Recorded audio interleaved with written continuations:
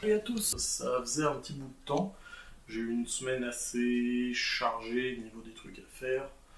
Donc j'avais pas encore pu refaire de digression. Et là, hier soir, j'ai passé une dizaine, enfin, un niveau qui est une dizaine sur un de mes Discord, celui du Nano en Alsace. Enfin, le NaNoWriMo, je vous en ai déjà parlé plusieurs fois, le challenge d'écriture qu'il y a en novembre. Et sur cette communauté, on avait établi, pour éviter que les gens discutent de trop sans aller écrire, qu'à chaque fois qu'on passe un niveau qui est une dizaine, on doit décrire un personnage. Et vu que j'avais déjà décrit Crystal en avril, j'en avais profité pour dire allez voir la digression, ça compte comme description de perso. Donc là, cette fois-ci, euh, je fais la digression exprès pour ça. Euh, voilà, donc aujourd'hui, on va parler du personnage d'Ethan qui est assez particulier. En même temps, je pense que tous les personnages de roman le sont, surtout quand c'est des personnages principaux.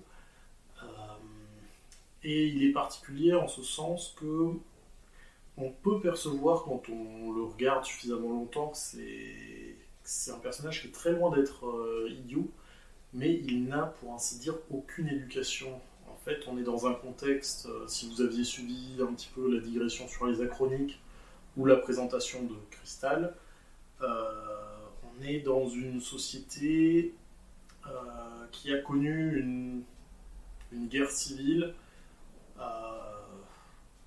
assez localisée mais très violente, et malencontreusement ses parents n'ont pas participé à l'exode suffisamment tôt, donc ils se sont retrouvés pris dans les conflits. On pourrait faire une analogie avec des conflits qu'il y a eu plus ou moins récemment, qui durent depuis plusieurs décennies ou plusieurs dizaines de jours, mais c'était absolument pas le but au moment où je l'ai écrit. Moi j'ai un autre contexte qui fait ça. J'ai une mafia locale qui est assez puissante, mais qui est divisée. Il y a eu une tentative de mutinerie alors que Crystal était encore très jeune et Ethan était encore un enfant lui aussi. Donc on est dans ce contexte-là. Il y a eu un conflit armé entre plusieurs parties de l'ordre du Zodiaque, et eux ont été pris dans la tourmente. Crystal en tant que fille d'un des deux leaders, donc pas directement parce qu'elle était quand même très jeune, elle a été mise à l'abri, mais Ethan du coup en tant qu'enfant de civil, et ses parents ont été tués dans des conditions qui sont absolument horribles et décrites dans le bouquin. Donc voilà, j'ai pas envie forcément de m'attarder dessus. La plupart des personnes qui vont regarder cette vidéo, au moins au début, me connaissent déjà, donc ont déjà pu avoir cet extrait-là. Au pire, si jamais c'est demandé dans un commentaire, je répondrai, il n'y a pas de souci. Euh, mais voilà, le personnage d'Ethan, je pense, ne se définit pas par ça. C'est un cauchemar récurrent qu'il a au début de l'histoire quand on le rencontre. Ça le terrorise toujours et encore ce qui s'est passé parce que ses parents ont été tués sous ses yeux. Et encore une fois, dans des conditions clairement aggravantes. Donc il devait avoir 8 ans à l'époque. Vu que lui ne se souvient pas de sa date de naissance, c'est pas dit précisément dans le bouquin, il n'y a pas trop moyen de le calculer avec les données qu'on a dans le livre. Après, moi, bien entendu, j'ai ma base de données derrière pour être sûr de ne pas avoir d'incohérence.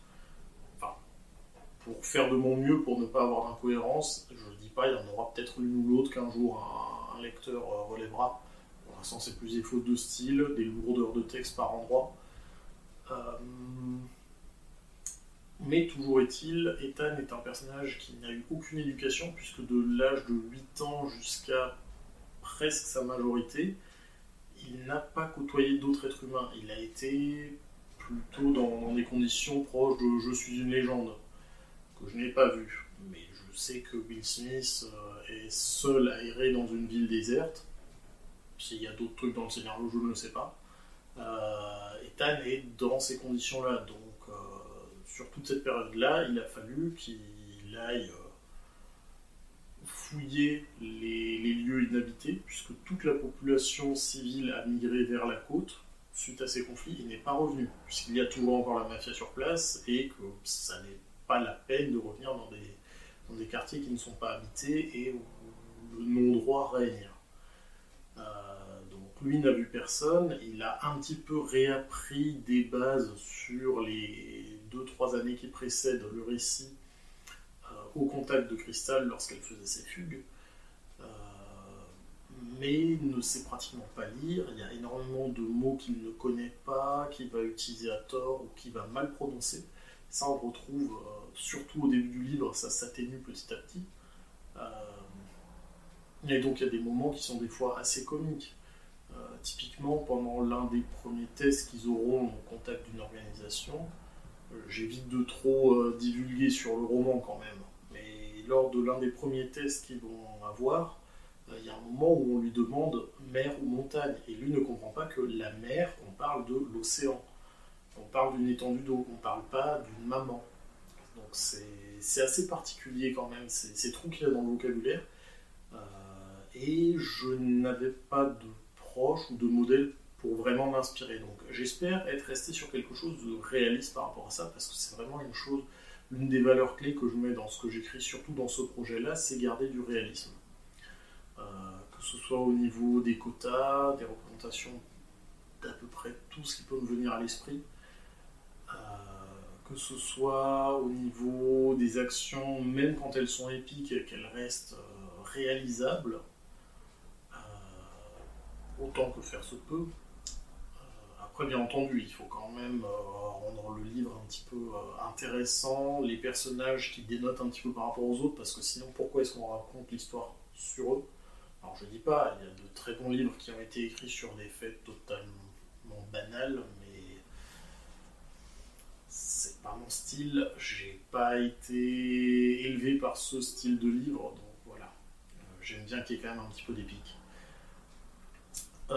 Sinon, qu'est-ce que je peux vous dire d'autre sur ce personnage? Je vois pas là comme ça.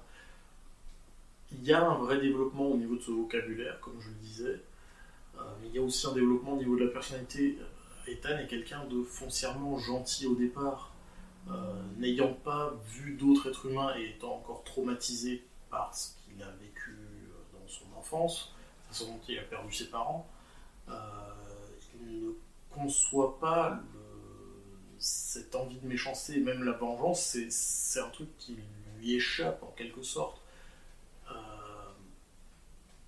il n'a pas envie de rester inactif face à ces injustices, mais il ne se voit pas non plus utiliser réellement la violence. Et c'est là qu'on voit aussi une assez grosse différence. Il y a énormément de drones puisque la police a été robotisée, et c'est à peu près la seule présence qui reste dans son quartier. Il y a énormément de drones sur lesquels il s'est entraîné au tir, donc là on retrouve une certaine violence, mais dans la mesure où ce ne sont pas des êtres vivants, ça ne le gêne pas.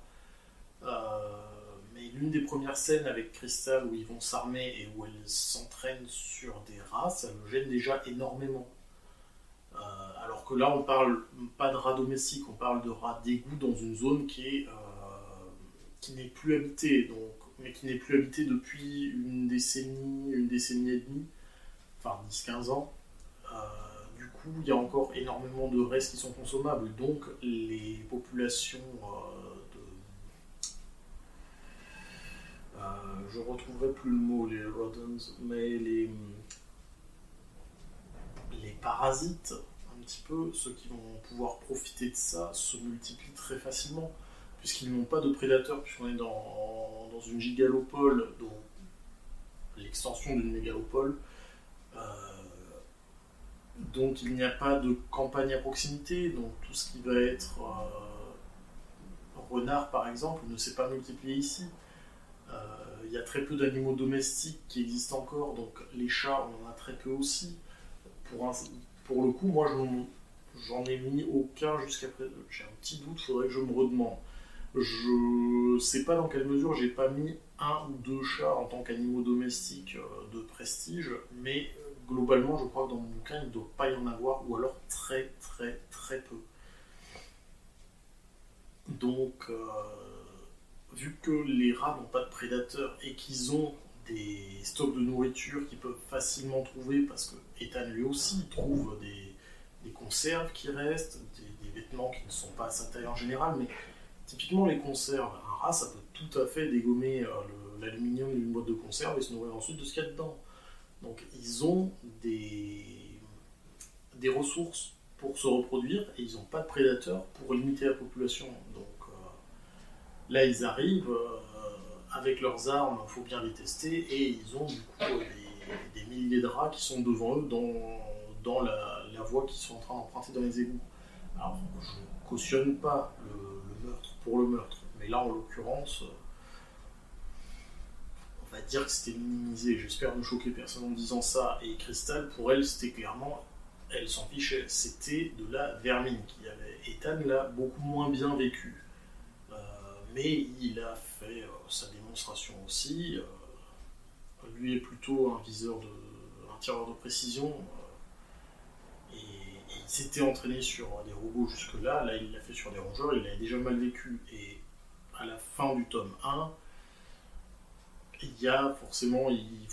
Moi, j'apprécie qu'il y ait quand même un point d'orgue en fin de tome. Pas qu'on ait toute l'action qui monte et puis après... on a le moment culminant, et après il y a encore plein de résolutions, ce qui fait qu'on va encore se retrouver avec 200 pages. J'apprécie moins. Mais donc là, on avait notre moment culminant à la fin, où il y a eu un conflit, et où il a dû servir pour de la couverture, et même si c'est pour protéger des gens, au sniper, on laisse aucune chance à la personne en face. Et donc il a fait un massacre. Et il l'a forcément très mal vécu, c'est la première fois pour lui. Donc voilà.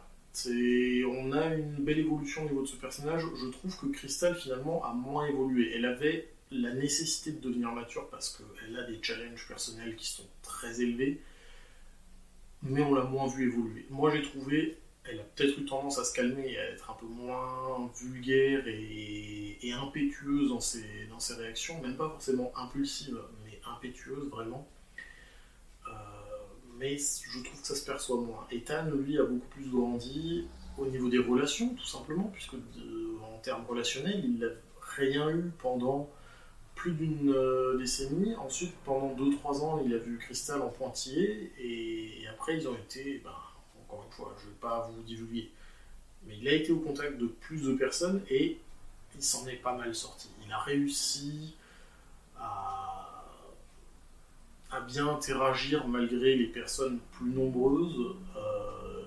Il a réussi à se contrôler face à des émotions qu'il n'avait pas forcément, typiquement la colère, parce que un conflit main à main, même si c'était un entraînement, c'était pour lui l'une des premières fois qu'il prenait des coups comme ça enchaînés.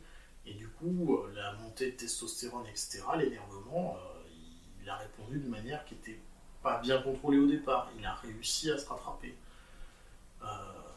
Mais moi, je trouve qu'on le voit beaucoup grandir dans l'ouvrage. Voilà. Donc, c'était ma présentation de personnage, surtout pour le Nano Alsace, mais j'espère que ça a plu aux autres abonnés de la chaîne. Il y aura de nouvelles digressions, alors je ne sais pas encore quand, je suis pas mal occupé ce week-end, il faudra voir courant de semaine prochaine. Il y en aura probablement une sur la migraine. Je vais faire une deuxième partie sur les gardiens et gardiennes de la lumière. Et la deuxième partie pour les suites à l'Icote ne devrait pas forcément tarder non plus. J'ai eu ma petite idée sur comment poser le pied de manière à pouvoir filmer à la verticale.